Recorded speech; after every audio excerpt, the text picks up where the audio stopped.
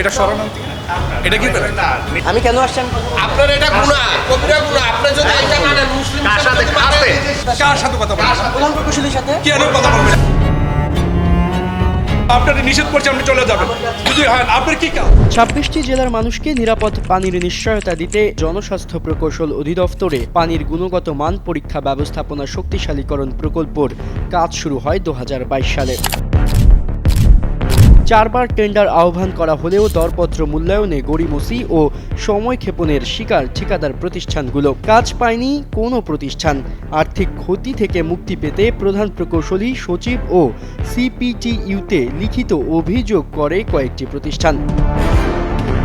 প্রকল্পের কাজে এমন কালক্ষেপণের কারণ জানতে আমাদের গন্তব্য জনস্বাস্থ্য প্রকৌশল অধিদপ্তরের অতিরিক্ত প্রধান প্রকৌশলী, উক্ত প্রকল্পের দরপত্র মূল্যায়ন কমিটির আহ্বায়ক জহিরউদ্দিন দেওয়ানের উদ্দেশ্যে। অভিযোগ রয়েছে জহিরউদ্দিন দেওয়ানের কারণেই এত বিলম্ব। তার কাছে জানতে চাওয়া প্রকল্পটির কাজের মূল্যায়নে কেন এত সময় নেওয়া হচ্ছে, কেন কাজ পাচ্ছে না কোনো প্রতিষ্ঠান।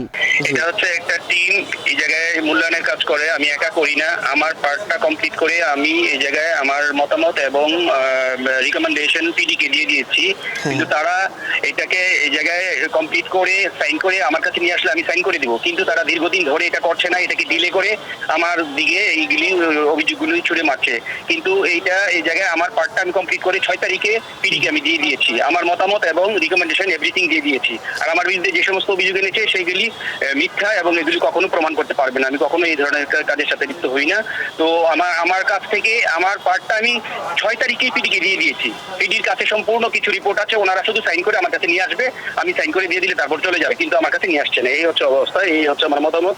আর বাকিটুকু যেহেতু মূল্যায়ন শেষ হয়নি, সেই জন্য আর বাকি কিছু বলতে পারছি না। মূল্যায়ন শেষ হলে অভিযোগ এবং মূল্যায়ন প্রতিবেদনের সাথে যখন মিলাবেন তখন বুঝতে পারবেন এই জায়গায় ফাঁদটা কি। আমার কাছে নিয়ে আসলে আমি সিগনেচার করে দিব। আমি আমার মতামত এবং আমি অফিসিয়ালি পৌঁছাই দিয়েছি এবং আমি এটা চিফ ইঞ্জিনিয়ারকেও জানিয়ে দিয়েছি 6 তারিখে আমি ওনার কাছে পৌঁছাই দিয়ে, কিন্তু ওনারা আমার কাছে নিয়ে আসলে আমি সাইন করে দিয়ে দিব। এ বিষয়ে উক্ত প্রকল্প পরিচালক হাসানুজ্জামানকে একাধিকবার ফোন করেও তাকে পাওয়া যায়নি। কাজের অনিয়ম ও গড়িমসির বিষয়ে পদক্ষেপের কারণ জানতে প্রধান প্রকৌশলীর কাছে গেলে ঢুকতে দেওয়া হয় না প্রতিবেদককে, আটকে দেওয়া হয় মূল গেটে। জানানো হয় অধিদপ্তরের ভেতরে ক্যামেরা প্রবেশ করতে পারবে না। ক্যামেরা সহ আমরা ঢুকতে পারবো না, নিষেধাজ্ঞা আছে। এটা শরণার্থী না, এটা কি করে? আমি কেন আসছেন?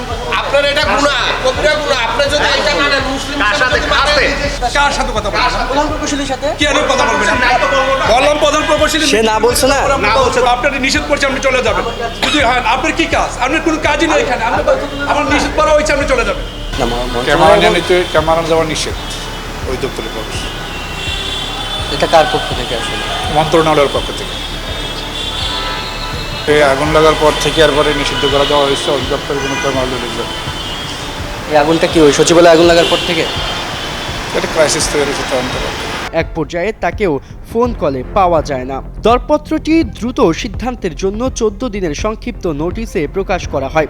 তবে দীর্ঘ 4 মাস অতিবাহিত হলেও দরপত্রের মূল্যায়ন হয়নি এখনো। অভিযোগকারী এক ঠিকাদারি প্রতিষ্ঠান বলছে জহিরউদ্দিন দেওয়ান দরপত্র মূল্যের 6% টাকা অবৈধভাবে দাবি করছেন। ঘুষ দাবির বিষয়ে মূল্যায়ন কমিটির আহ্বায়ক জানান, আপনার বিষয়ে আসলে অনেকেই বলছেন যে অনেক ঠিকাদাররা বলছেন 6% ঘুষের একটা অভিযোগ রয়েছে, যে কারণে আসলে কারণ আমি এই জায়গায় জিনিসগুলি দেখেছি, তো সেটাই হচ্ছে আমি বললাম তো রিপোর্টটা যখন পেয়ে যাবেন তখন এভরিথিং পেয়ে যাবেন। রিপোর্ট যখন পাবেন মূল্যায়ন শেষে তখন অভিযোগের সাথে মিলালে সব কিছু পেয়ে যাবেন, তখন বুঝতে পারবেন। ঠিক আছে। সার্বিক বিষয়ে জানতে আমরা মুঠোফোনে যোগাযোগ করি স্থানীয় সরকার বিভাগের উপসচিব হাসান হাবিবের সঙ্গে। তিনি জানান প্রকল্পে জহিরউদ্দিনের কালক্ষেপণের বিষয়টিতে তারা অবগত, তবে কেন এমন হচ্ছে সে বিষয়ে খতিয়ে দেখছেন তারা। ভুক্তভোগীদের অভিযোগ সত্য প্রমাণিত হলে তার বিরুদ্ধে আইনি ব্যবস্থা নেওয়ার কথাও জানান তিনি।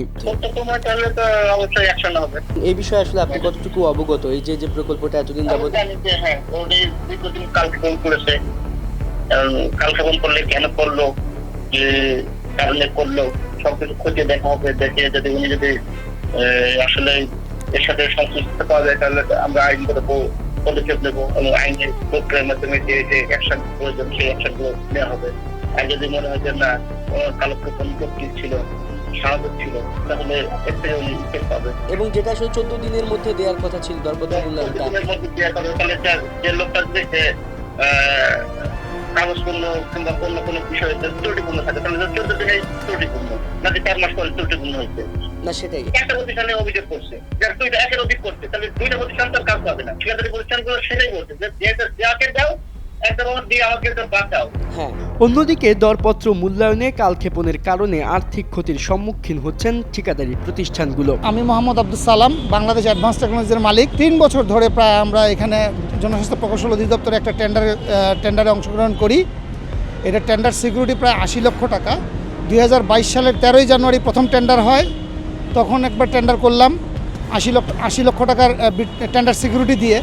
সেটা 1 বছর পরে সিদ্ধান্ত হলো রিটেন্ডার। এতে আমি প্রায় অর্থনৈতিকভাবে প্রায় 20 লক্ষ টাকার ব্যাংক ইন্টারেস্ট আমাকে টানতে হয়েছে। সেকেন্ড টাইম যখন রিটেন্ডার হয় তখন আমাকে রেসপন্সিভ করে ইজিবিতে আপলোড করে কার্যাদেশ দেওয়ার জন্য মন্ত্রী মহোদয়ের কাছে পাঠায়। কিন্তু মন্ত্রী মহোদয়, সাবেক মন্ত্রী জনাব তাজুল ইসলাম আমার কাছে 1 কোটি টাকা দাবি করে। তো আমি টাকা দিতে না পারায় আমার কাজটা তখন রিটেন্ডার করে দেয়। আমি যখন জনাব জহিরুদ্দিন দেওয়ানের সাথে দেখা করতে গেলাম, অতিরিক্ত প্রধান প্রকৌশলী, উনি আমাকে বললেন যে আপনি আমার সাথে অফিসের বাইরে দেখা করবেন। তো আমি বললাম যে স্যার অফিসের বাইরে কি? বলতে যে আপনি আমার সম্পর্কে জানেন না, আমাকে 6% টাকা দিলে আপনি কাজ পাবেন, নাহলে আমি এই কাজ বাতিল করে দেবো। আমি মোহাম্মদ আব্দুল মামুন রিঙ্কু, আমি রোজ মার্কেট ইন্টারন্যাশনাল এল অ্যাসিস্টাতে এই টেন্ডারে ফার্স্ট লিস্ট হই। এটা হওয়ার 15 দিনের মাথায় ইভ্যালুয়েশন করার কথা ছিল, কিন্তু এই 15 দিনের পরে আজকে অলমোস্ট 4 মাস ক্রস হয়ে গেছে, কিন্তু ইভ্যালুয়েশন হচ্ছে না। এই কারণে এই ইভ্যালুয়েশন যেহেতু হচ্ছে না, সেই কারণে আমার প্রতিনিয়ত 78,48,000 টাকার প্রায় 3100 টাকা ব্যাংক ইন্টারেস্ট আছে পার ডে।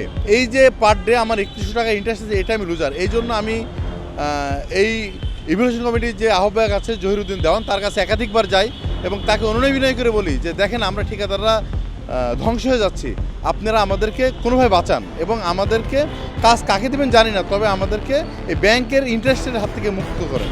কিন্তু উনি আমাদের কোনো কথায় কর্ণপাত করেননি এবং আমার যতটুকু জানা যায় যে উনি বিগত ফ্যাসিস্ট সরকারের বঙ্গবন্ধু পরিষদের কমিটির একটা মেম্বার ছিলেন এবং উনি কোনো একটা মহলকে কাজ দেওয়ার জন্য এই কাজটা বারবার ত্বরান্বিত করছেন এবং ওনার মনোনীত ঠিকাদার না হওয়ার কারণে আমি প্রথম লোয়েস্ট হওয়ার পরেও আমাকে আজ 4 মাস যাবত ঘুরতে হচ্ছে। আমি একাধিকবার মিনিস্ট্রিতে গিয়েছি, মিনিস্ট্রির কথা সে কর্ণপাত করেনি, মিনিস্ট্রিকে সে বৃদ্ধাঙ্গুল দেখিয়ে সেই কাজটা ইভ্যালুয়েশন করছে না। আমি প্রধান প্রকৌশলীর কাছে গিয়েছি, হ্যাঁ, তার কাছে আমি একটা চিঠি জমা দিয়েছি যে আমি যে ক্ষতিগ্রস্ত, আমার যে প্রতিদিন এই 4-5 মাস আমার যে ব্যাংক ইন্টারেস্ট আসতেছে, এইটার জন্য আমি প্রত্যেকে দ্বারস্থ হয়েছি যে আমরা ঠিকাদাররা ক্ষতিগ্রস্ত, আমাদেরকে আপনারা বাঁচান। আমার এখনও পর্যন্ত শুধু ব্যাংক ইন্টারেস্ট এবং এইটার ইভ্যালুয়েশনে ডেট বাড়ানোর জন্য আমার অলমোস্ট 3.5-4 লাখ টাকা চলে গেছে।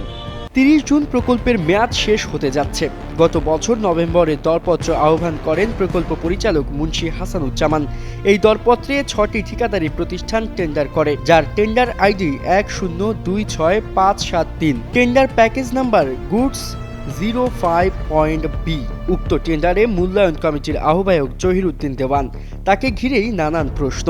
2022 সাল থেকে প্রকল্প পরিচালক টেন্ডার আহ্বান করে আসলেও কোনো ঠিকাদারি প্রতিষ্ঠানকে এখনো পর্যন্ত কাজ না দিয়ে দীর্ঘ 3 বছর ধরে ঝুলে আছে কাজটি। PPR 2008 এর বিধি 101 এ বিধৃত আছে যে মূল্যায়ন প্রতিবেদন নির্দিষ্ট সময়ের মধ্যে চূড়ান্ত করতে হবে, যেন দরপত্র বৈধতার মেয়াদের মধ্যে চুক্তি সম্পাদন করে ক্রয়কারী প্রতিষ্ঠানকে কাজ দেওয়া হয়। তবে এখনও অধিদপ্তরের সিদ্ধান্তহীনতার কারণে ঝুলে আছে টেন্ডার প্রক্রিয়া।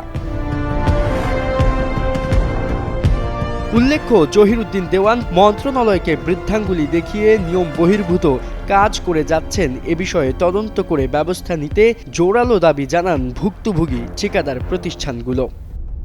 আব্দুল্লাহ জুবায়ের, কালের কণ্ঠ।